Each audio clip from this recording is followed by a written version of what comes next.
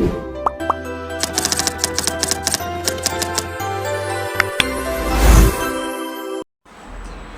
teman-teman. Ya, jadi di sini aku mau menjelaskan sebuah materi yang sebenarnya sering banget kita pakai sehari-hari tanpa kita sadari, yaitu jaringan komputer. Mulai dari wifi di rumah sampai jaringan internet di HP. Nah, itu berjalan sesuai dengan konsep yang akan kita bahas di bawah ini. Ikutin terus ya, jangan lupa disimak. Ya, jadi yang pertama itu ada topologi jaringan. Topologi itu bentuk cara komputer disambungkan. Ibaratnya jalan raya, topologi menentukan lewat mana data itu berjalan. Yang paling sering dipakai itu star, karena kalau satu komputer rusak, yang lain tetap aman. Tapi kalau topologi bus, kalau kabel utamanya rusak, ya sudah, semuanya mati.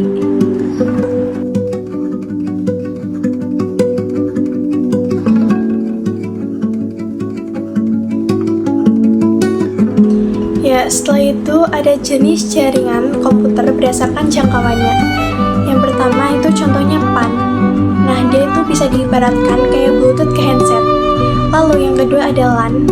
Dia itu ibarat lab komputer di sekolah. Terus yang ketiga ada WAN. Dia itu kayak internet seluruh dunia. Nah, terus setelah itu ada juga jenis jaringan komputer berdasarkan cara kerjanya. Yang pertama itu ada client server. Nah, kalau client server itu ibarat kelas dengan guru.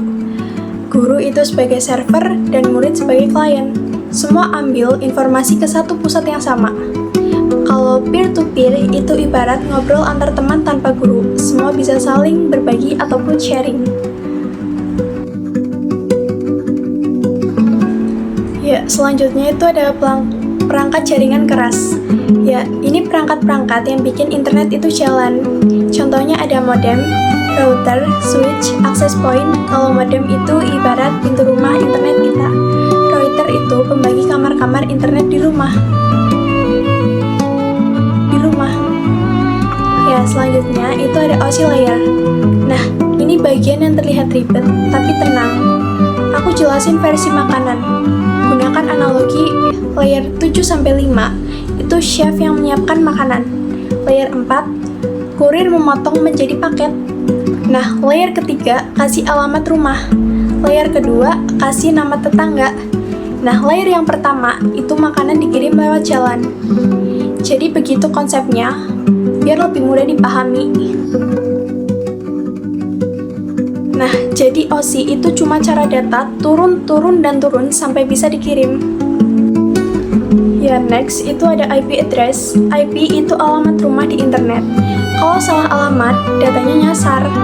Contoh wifi rumah. Nah, selanjutnya ada subnetting.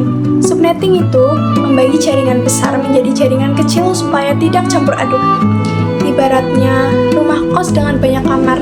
Kalau semuanya jadi satu ruangan, pasti berantakan. Nah, subnetting ini bikin ruangan terpisah. Mudahnya seperti itu.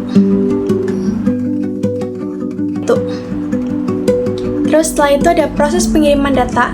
Saat kita kirim pesan di WhatsApp, data itu jalan dari aplikasi, dipotong-potong, dikasih alamat, dikirim lewat kabel atau wifi, sampai diterima orangnya.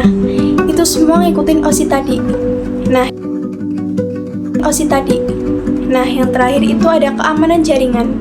Internet itu bukan tempat yang aman-aman banget. Ada malware, phishing, hacker, dan sebagainya.